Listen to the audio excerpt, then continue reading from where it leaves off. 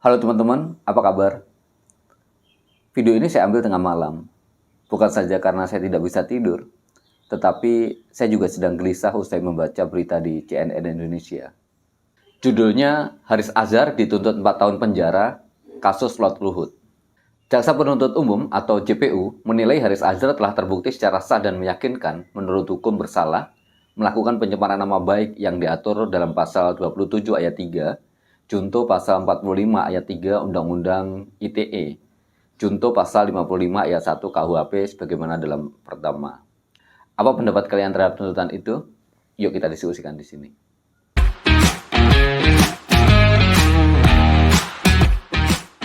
Ruang sidang Pengadilan Negeri Jakarta Timur biasanya tempat keadilan ditegakkan. Hari itu menjadi panggung bagi sebuah tuntutan yang berat. Haris Azhar, yang telah lama dikenal karena keberaniannya dalam mengkritik kebijakan pemerintah, menemukan dirinya di ujung tajam hukum. Jaksa Penuntut Umum menuntut Haris Azhar hukuman penjara selama 4 tahun. Walaupun ini masih tuntutan begitu ya, bukan vonis hakim, tetapi tuduhan yang dihadapinya bukanlah sembarang tuduhan, melainkan pencemaran nama baik seorang pejabat tinggi negara, Luhut Binsar Panjaitan, yang juga Menko Maritim dan Investasi. Tuduhan ini mengejutkan banyak pihak yang mengikuti perkembangan kasus ini. Sidang yang digelar pada hari Senin, tanggal 13 November 2023 kemarin, tidak hanya berlangsung dengan prosedur biasa. Ada dinamika yang tak biasa, dimulai dari perdebatan sengit antara pengacara dan jaksa, suasana ruang sidang yang menjadi tegang, dan kegaduhan sempat mewarnai. Ini bukan hanya sekedar sidang hukum, tetapi juga penanda betapa panasnya situasi politik dan sosial di Indonesia. Haris, dengan wajah yang mencerminkan keberanian dan keteguhan hati, menyimak tuntutan yang diarahkan kepadanya. Meskipun berada dalam situasi yang sulit, dia tetap bertahan dengan keyakinan dan prinsip yang selama ini dipegang teguh. Baginya, ini bukan hanya tentang dirinya sebagai individu, tetapi tentang kebebasan berekspresi dan keadilan di Indonesia, di negeri yang dia cintai. Banyak yang melihat tuntutan ini sebagai bentuk intimidasi terhadap suara kritis dan sebagai upaya untuk membungkam kebebasan berekspresi.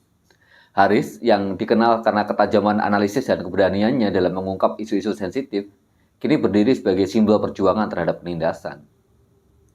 Tuntutan terhadap Haris Azhar di Pengadilan Negeri Jakarta Timur menjadi momen penting dalam sejarah demokrasi Indonesia. Ini menjadi cerminan dari betapa rapuhnya kebebasan berekspresi dan seberapa jauh sebuah negara dapat pergi untuk melindungi nama baik pejabatnya. Bagi banyak orang, ini bukan hanya tentang Haris Azhar, tapi tentang masa depan demokrasi di Indonesia.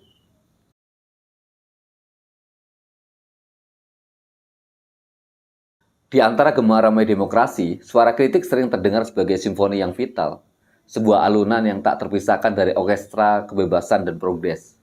Di dunia ini, di mana setiap suara memiliki bobot dan setiap pikiran berharga, kritik bukanlah sekedar pilihan, melainkan sebuah esensi.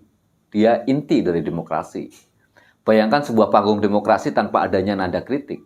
Panggung itu akan sunyi, tanpa dinamika, tanpa warna. Di atas panggung tersebut, pemimpin dan pejabat berjalan tanpa tantangan.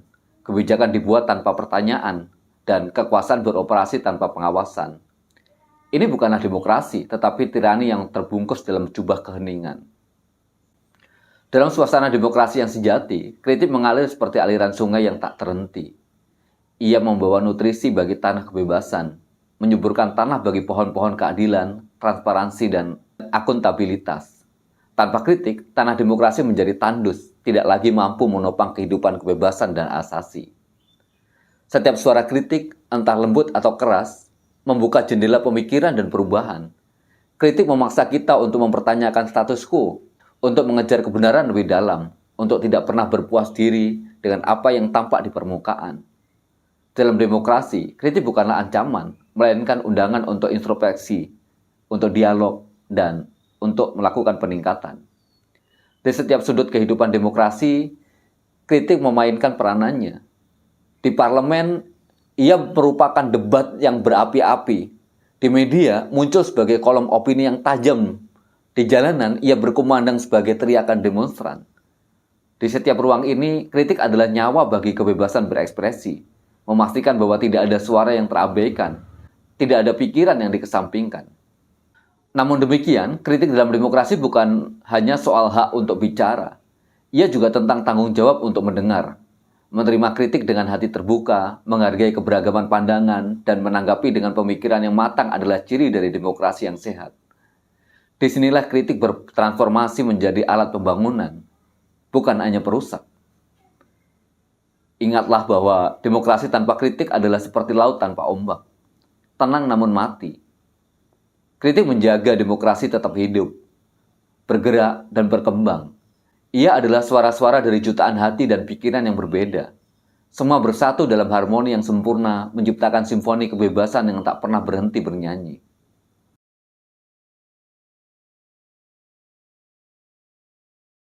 Kritik, terutama terhadap pejabat publik, seperti menteri, bukanlah sebuah gangguan, melainkan sebuah resonansi yang harus dihargai dan dipelajari. Bayangkan sebuah pemerintahan di mana menteri dan pejabat publik berjalan tanpa hambatan kritik. Akan ada ketiadaan pengawasan, di mana kebijakan dibuat dan dilaksanakan tanpa pertimbangan mendalam. Dalam skenario ini, kesalahan mungkin tidak pernah diperbaiki, dan suara rakyat mungkin tidak pernah didengar. Sebaliknya, ketika kritik diterima dan dihargai, tercipta sebuah lingkungan di mana transparansi dan akuntabilitas bukan hanya kata-kata hampa. Melalui masukan dari berbagai sudut pandang, menteri dan pejabat publik dapat membuat keputusan yang lebih matang dan adil, yang mencerminkan kebutuhan dan aspirasi beragam dalam lapisan masyarakat. Lebih jauh, kritik bukan hanya tentang pembentukan kebijakan yang lebih baik, tetapi juga tentang pertumbuhan pribadi. Bagi seorang menteri atau pejabat publik, kritik dapat menjadi sumber pembelajaran dan introspeksi. Dengan mendengarkan dan merenungi kritik, mereka dapat meningkatkan kinerja, mengasah kemampuan kepemimpinan, dan memperkaya pengalaman pelayanan publik mereka. Terakhir, kritik membuka jalan untuk dialog. Pejabat publik yang terbuka terhadap kritik mengundang keterlibatan publik yang lebih luas. Dalam diskursus ini, rakyat merasa lebih dekat dan terlibat dalam proses pembuatan kebijakan. Ini adalah esensi demokrasi, sebuah proses di mana setiap suara, termasuk suara kritik, dihargai dan dianggap penting. Dalam dunia yang ideal, pejabat publik tidak hanya menerima kritik, tetapi juga memeluknya sebagai alat untuk memperbaiki diri, memperkaya demokrasi, dan terutama untuk melayani rakyat dengan lebih baik. Kritik bukanlah musuh dalam demokrasi, ia adalah teman yang tulus, yang membimbing kita ke arah kemajuan dan keadilan yang lebih besar.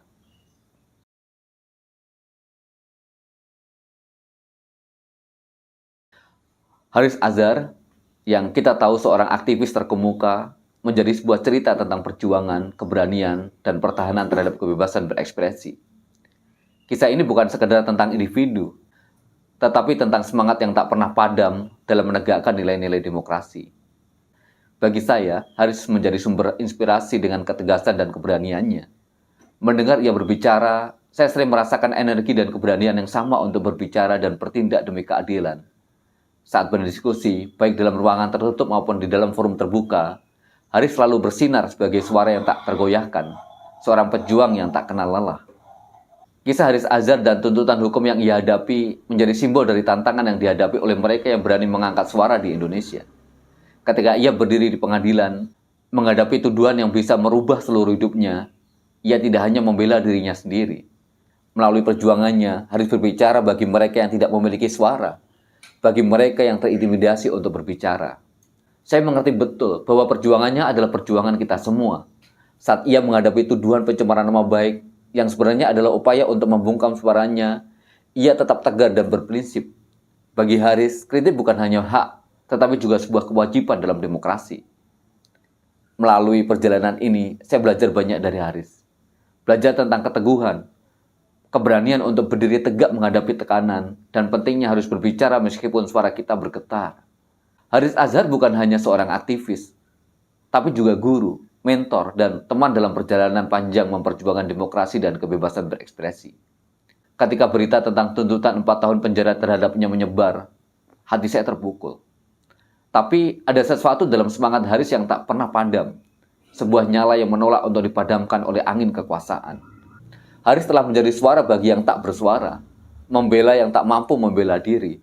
Melalui setiap tindakan dan kata-katanya, ia telah menunjukkan apa artinya menjadi seorang pejuang dan hak asasi manusia yang sejati. Dalam debat dan dialog, dalam aksi dan tulisan, Haris tak pernah berhenti memperjuangkan kebenaran dan keadilan. Dengan tuntutan ini, mereka yang berkuasa berusaha membungkam suara yang tidak nyaman bagi mereka.